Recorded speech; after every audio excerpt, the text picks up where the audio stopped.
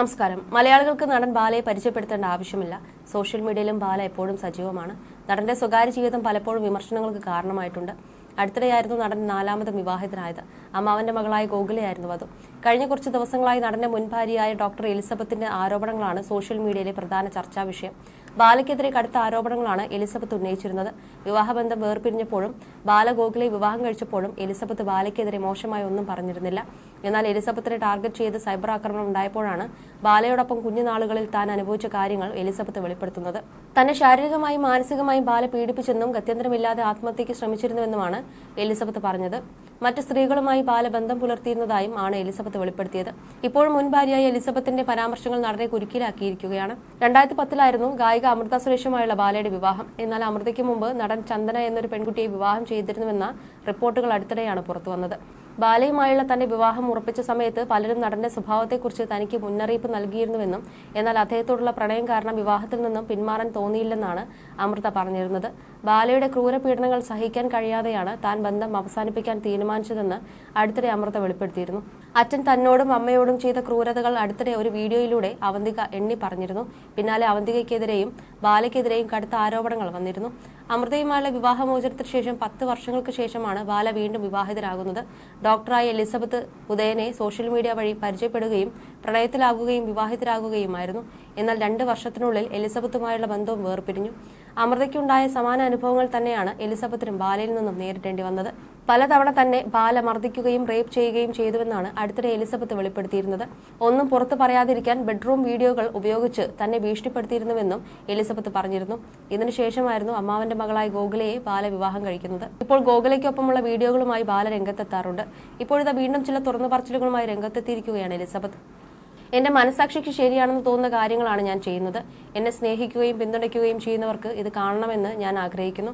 May 30 മുതൽ കൂടുതൽ നിയന്ത്രണങ്ങൾ വന്നേക്കാം. ഫേസ്ബുക്ക്, യൂട്യൂബ് ഒക്കെ പോവാൻ സാധ്യതയുണ്ട്. പ്രധാനപ്പെട്ട ഒരു ഡിസിഷൻ വരുന്ന ദിവസമാണ്. അന്നു മുതൽ എന്നെ കാണാതിരുന്നാൽ ഞാൻ ഫൈറ്റിംഗ് നിർത്തിയെന്നോ ഒളിച്ചോടിയോ എന്നോ കരുതരുത്. ഇപ്പോൾ ഗുജറാത്തിലാണുള്ളത്. ഇതുമായി ബന്ധപ്പെട്ട് ഓഫീസേഴ്സ് എന്നെ വിളിച്ചിരുന്നു. നേരിട്ട് വരാനാണെങ്കിൽ സമയം വേണമെന്ന് പറഞ്ഞിരുന്നു. അത് സീനിയേഴ്സിനോട് ചോദിച്ചിട്ട് അറിയിക്കാമെന്നായിരുന്നു പറഞ്ഞത്. പിന്നെ അവർ വിളിച്ചിരുന്നില്ല. അതിൽ എനിക്ക് കുറച്ച് സംശയങ്ങൾ തോന്നുന്നുണ്ട്. എനിക്കും വീട്ടുകാർക്കുമൊക്കെ കുറെ കോളുകൾ വരുന്നുണ്ട്. കേസിനൊന്നും പോവണ്ട, എന്തിനാണ് വെറുതെ ഇതിന് പിന്നാലെ നടന്ന് സമയം കളയണോ എന്നൊക്കെ ചോദിക്കുന്നവരുമുണ്ട്. എന്റെ വീട്ടിലേക്കും ചിലരൊക്കെ വന്ന് എന്നെ അന്വേഷിച്ചിരുന്നു. അന്ന് വീട്ടിൽ CCTV ഉണ്ടായിരുന്നില്ല. എന്താണ് സംഭവം എന്ന് ചോദിച്ചപ്പോൾ അവരൊന്നും പറഞ്ഞതുമില്ല. നമ്മളൊക്കെ ഇവിടെയുണ്ട് എന്ന് കാണിക്കാനാണോ വേറെ എന്തെങ്കിലും തരത്തിലുള്ള ഭീഷണിയാണോ എന്നും അറിയില്ല. എന്നെ സപ്പോർട്ട് ചെയ്യുന്നവരുടെ മെസ്സേജുകളൊക്കെ കാണുന്നുണ്ട്. നെഗറ്റീവ് പറയുന്നവർക്ക് മറുപടി കൊടുക്കാൻ ഉദ്ദേശിക്കുന്നില്ല.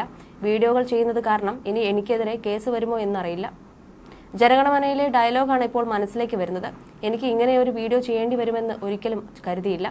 എനിക്ക് മാനസിക പ്രശ്നങ്ങളുണ്ടെന്നും എന്നെ വീട്ടുകാർ ശ്രദ്ധിക്കുന്നില്ലെന്നും ഒക്കെ പറയുന്നത് കേട്ടിരുന്നു. എന്നെ ഉപദ്രവിച്ചതിനെ കുറിച്ചൊക്കെ ഞാൻ പറഞ്ഞിരുന്നു. ആള് പറഞ്ഞിട്ടായിരുന്നു അന്ന് പോയത്. ഞാൻ ഇതൊക്കെ പറഞ്ഞത് ആളെ അറിയിക്കരുത്, അവിടെ നടന്നത് നിങ്ങളോട് പറഞ്ഞതായി ആളെ അറിയിക്കരുതെന്നും പറഞ്ഞിരുന്നു. എനിക്ക് അത്രയും ഇഷ്ടമായിരുന്നു ആളെ. ആ ജീവിതം തന്നെ തുടരാനായിരുന്നു ആഗ്രഹിച്ചത്. അവളോട് ട്രീറ്റ്മെന്റ് എടുക്കാൻ പറഞ്ഞപ്പോൾ എന്റെ കുറ്റം പറയുന്നു എന്ന് ചോദിച്ചായിരുന്നു വധഭീഷണി വന്നത്. മമ്മിയുടെ ഫോണിലേക്കായിരുന്നു ആൾ വിളിച്ചത്. ഞാൻ ആ ഡോക്ടറെ അത്രയും വിശ്വസിച്ച് പറഞ്ഞതാണ്. നിങ്ങൾക്ക് മരുന്നിന്റെ ആവശ്യമില്ല, കുറെ കൂടി ആക്റ്റീവായാൽ മതി എന്നായിരുന്നു പറഞ്ഞത്. പുള്ളിയും സൈക്യാട്രിക് ട്രീറ്റ്മെന്റ് വേണമെന്ന് ആവശ്യപ്പെട്ടിരുന്നു. എന്റെ ദേഹത്ത് പ്രേതബാധയുണ്ടെന്നും പറഞ്ഞ് കുറെ പൂജകളൊക്കെ നടത്തിയിരുന്നു. ഞങ്ങൾ ക്രിസ്ത്യാനിയാണെങ്കിലും വീട്ടിൽ പൂജ നടത്തണമെന്നും വാശി പിടിച്ചിരുന്നു. അങ്ങനെ കുറെ സംഭവങ്ങൾ ഉണ്ടായിട്ടുണ്ട്. ഇതൊന്നും പറയാതെ വെച്ചതാണെന്നും ആവശ്യം വന്നപ്പോഴാണ് പറയുന്നതെന്നും എലിസബത്ത് പറയുന്നു. എലിസബത്ത് നടത്തിയ ചില വെളിപ്പെടുത്തലിന് പിന്നാലെ ബാലയ്ക്കെതിരെ കടുത്ത വിമർശനങ്ങളായിരുന്നു ഉയർന്നത്. തന്റെ യൂട്യൂബ് ചാനലിലൂടെയാണ് ബാലയിൽ നിന്നും താൻ നേരിടേണ്ടി വന്ന ക്രൂരതകൾ എന്തൊക്കെയാണെന്ന് മുൻ ഭാര്യ എലിസബത്ത് വിവരിച്ചത്.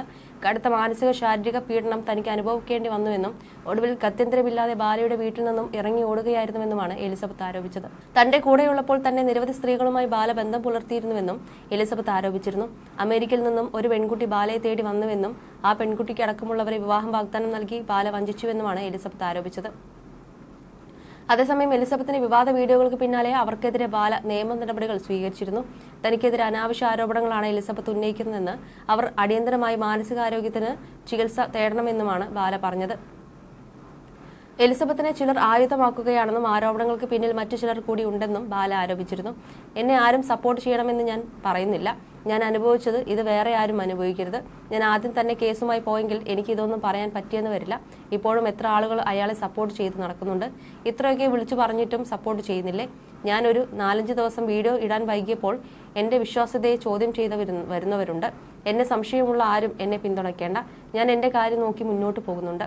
എനിക്ക് ഡിപ്രഷനുണ്ട്, അതിന് മരുന്ന് കഴിക്കുന്നുണ്ട്. ചെറിയ വിഷമങ്ങളൊക്കെ ഉണ്ട്, അല്ലാതെ വേറെ പ്രശ്നമൊന്നുമില്ല.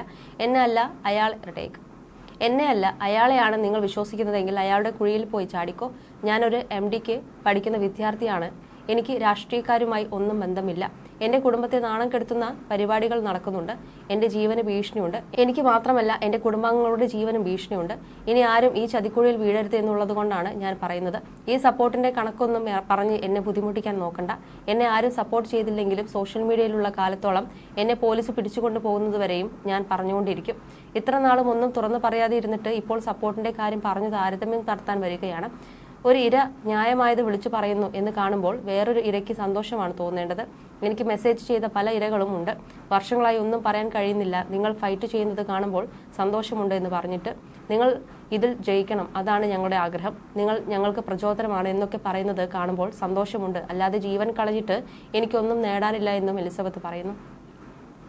കേസ് വന്നാലും ജയിലിൽ കിടക്കേണ്ടി വന്നാലും തനിക്ക് നേരിടേണ്ടി വന്ന അനുഭവങ്ങൾ പറയുക തന്നെ ചെയ്യുമെന്ന് എലിസബത്ത് ഉദയൻ വ്യക്തമാക്കി. ഞാൻ ഇത്ര കാലമായിട്ട് എന്നെ റേപ്പ് ചെയ്തു, എന്നെ ഇത്തരത്തിൽ ഒക്കെ ഉപദ്രവിച്ചു എന്നൊക്കെ പറഞ്ഞിട്ട് ആരും കേസെടുത്തില്ല. ഞാൻ കേസ് കൊടുത്തിട്ടില്ല, അതുകൊണ്ട് ആരും കേസെടുത്തില്ല. ഇവർ കേസ് കൊടുത്തു, അതുകൊണ്ട് ഇപ്പോൾ കേസെടുത്തു. റേപ്പ് വിക്ടിം ഒക്കെ പുറത്തു വരാത്തതിന്റെ കാരണം ഇതാണ്. അവരെ ഭീഷണിപ്പെടുത്തുകയും നാണം കെടുത്തുകയും ചെയ്യും. ആരും ഒരു നടപടിയും എടുക്കില്ല. അവർ മരിക്കുമ്പോൾ ആയിരിക്കും അതൊക്കെ പുറത്തു പറയുന്നത്. ചിലപ്പോൾ അപ്പോഴും അറിയുന്നുണ്ടാവില്ല. എന്നെ ചെയ്തത് റേപ്പായി എനിക്ക് തോന്നിയത് കൊണ്ടാണ് ഞാൻ അത് പറഞ്ഞത്. റേപ്പിന്റെ അർത്ഥം വേറെ വല്ലതുമാണോ? മറ്റൊരാളുടെ മുന്നിൽ വച്ചുവരെ എന്നോട് മോശമായി പെരുമാറി. വേറെ ഒരാളെ എൻ്റെ ബെഡ്റൂമിലേക്ക് കയറ്റിവിട്ടു. ഏപ്രിൽ 4-നാണ് ഇയാളുടെ ലിവർ ട്രാൻസ്പ്ലാന്റേഷൻ നടക്കുന്നത്. മാർച്ച് 29-ന് ഞങ്ങളുടെ വിവാഹത്തിന്റെ 2ാം വാർഷികമായിരുന്നു. ആ സമയത്ത് ഞങ്ങൾ അവിടെ കേക്ക് കട്ട് ചെയ്തു. ഞാൻ കൂടെ ഇല്ലെങ്കിൽ ജീവിച്ചിരിക്കില്ല എന്ന് പറഞ്ഞ് പുള്ളി പോസ്റ്റ് ഇട്ടിരുന്നു. 1-2 വിവാഹ വാർഷികങ്ങൾ ആഘോഷിച്ച വീഡിയോകളുണ്ട്. ഇതൊക്കെ ചെയ്ത് അയാൾ എന്നെയും പറ്റിക്കുകയായിരുന്നു. എനിക്ക് കുറേ ആൾക്കാരുടെ പേര് പറയാനുണ്ട്. അത് ഞാൻ കേസ് ആകുമ്പോൾ പറയാമെന്ന് വിചാരിക്കുന്നു. എന്നെ അതിനു മുൻപ് കൊന്നില്ലെങ്കിൽ ഞാൻ എല്ലാം വിളിച്ചു പറയും. ഞാൻ അല്ലാതെ തനിച്ച് ആവാൻ ഒന്നും പോകുന്നില്ല. ഇതുപോലെ ദുരിതം അനുഭവിക്കുന്ന റേപ്പ് വിക്ടിംസിനും ഒരു പ്രചോദനമായി ജീവിക്കാനാണ് ഞാൻ ആഗ്രഹിക്കുന്നത്. ഈ ചാനലും വീഡിയോയും ഡിലീറ്റ് ചെയ്യാൻ പറഞ്ഞാലും ഞാൻ പറയാനുള്ളത് പറഞ്ഞുകൊണ്ടിരിക്കുമെന്നും എലിസബത്ത് പറഞ്ഞിരുന്നു.